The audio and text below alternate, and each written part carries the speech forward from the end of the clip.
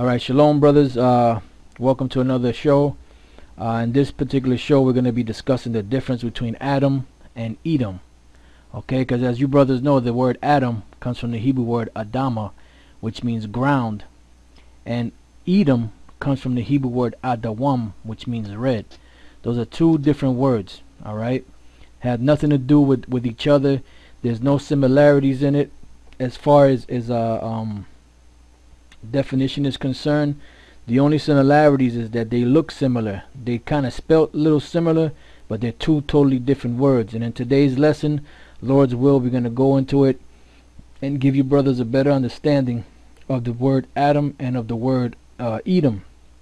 Alright, and it's going to be a little tedious, so those of you brothers that sincere that want to learn this, then more power to you. I know you brothers are going to get into it, but you got a lot of guys on here on different sites that are just on there just to cause trouble and just looking for entertainment. So stuff like this is going to be like an insect repellent to them, like the truth is an insect repellent to them bugs and insects. Alright, so without further ado, we're just going to get started.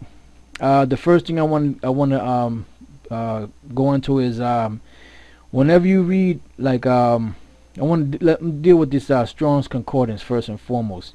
Now, when you have the Strong's Concordance, right, the Strong's Concordance we use only as a reference book. We don't take it for face value because they go off on the Strong's Concordance, as well as many other books they go off on. Even the Zondervan's Bible Dictionary that we use, they go off on. But now, when you go into the Strong's Concordance, right, and you look up the word red or Edom or Adam, you'll have a series of numbers. And what they did was the Strong's Concordance, which we're gonna get into, what they did was they took all these different numbers and bunched them together, right, and put these words, Hebrew words and Greek words, in alphabetical order. And basically they push it out to the public, and then when you look at it, you figure, well, that's the way it's got to be. It's got to be this way because that's the way this number is and that number is. This number is following the other number, so they all got to be the same word, right? What the Strong's Concordance is basically is the words that are written in the Bible in the original Hebrew and the Greek. They took numbers, they alphabetized them and took numbers and added the numbers to each letter or to each word. And then they gave their definition of what the words are supposed to be, and in that numbering they went off, on some certain definitions, So matter of fact, I just want to bring this up just so you brothers can see. This is from Wikipedia, the free encyclopedia, and this is Strong's Concordance. When you look this up, right now, it says here, this is the devil right here. This devil, so-called Jew, looks like. It says Strong's Exhaustive Concordance of the Bible, generally known as Strong's Concordance, is a concordance of the King James KJV that was constructed under the direction of Dr. James Strong from between 1822 and 1894. It says, and first published in 1890, Dr. Strong was professor of exegetical theology at Drew Theological Seminary. At the time, it is an exhaustive cross-reference of every word in the KJV back to the word in the original text. Unlike other biblical reference books, the purpose of Strong's Concordance is not to provide content or commentary about the Bible, but to provide an index to the Bible. This allows the reader to find words where they appear in the Bible. This index allows a student of the Bible to refine the phrase or passage previously studied, or to compare how the same topic is discussed in different parts of the Bible, right? It says each original language word is given an entry number in the dictionary of those original language words listed in the back of the concordance. These have become known as the Strong's numbers. The main concordance lists each word that appears in the KJV Bible in alphabetical order, with each verse in which it appears listed in order of its appearance in the Bible, with a snippet of surrounding text, including the words in italics, appearing to the right of scripture's reference is the Strong's number. This allows the user of the concordance to look up the meaning of the original language word in the associated dictionary in the back. thereby showing how the original language word was translated into the English word in the KJV Bible. It says Strong's Concordance is not a translation of the Bible, nor is it intended as a translation tool. The use of Strong's number is not a substitute for professional translation of the Bible from Hebrew and Greek into English by those with formal training in ancient languages and the literature of the cultures in which the Bible was written. So this basically is not a translation. It's not a translation of the Bible. All it is they took those words and they put them in order so you can find the phrases, and then at the end they put, you know, what certain words meant, you know. But these guys, they were not experts in the Hebrew or the Greek. All right.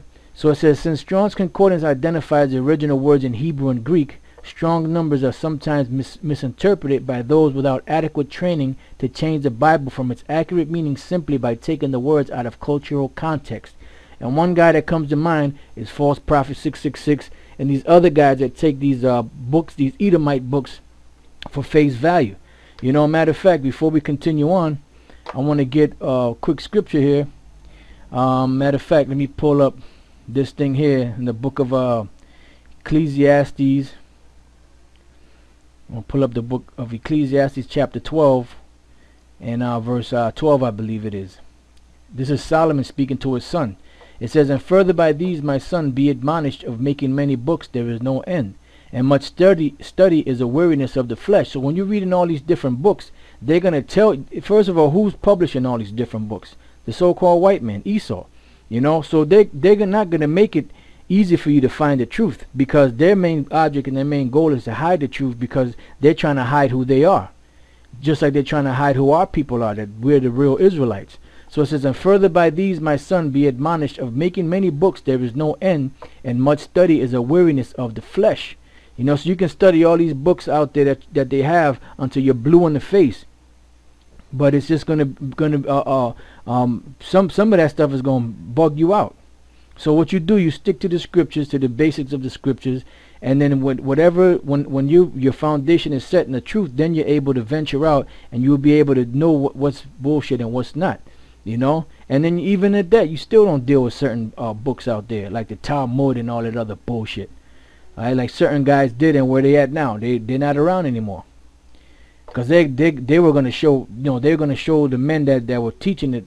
They're going to show them this is how it's done. The smackdown on hell, and you know, like this guy Abraham Lincoln. It says, and further by these, my son, be admonished of making many books, there is no end, and much study is a weariness of the flesh.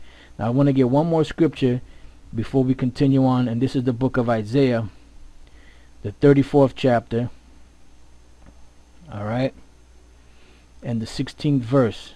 And it says, seek ye out of the book of the Lord and read. So don't be worrying about those other books.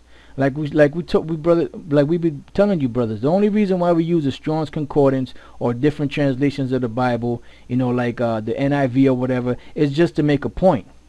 You know, we don't get into those. We don't read all those books. We just get certain points out of it. We might look something up as a reference.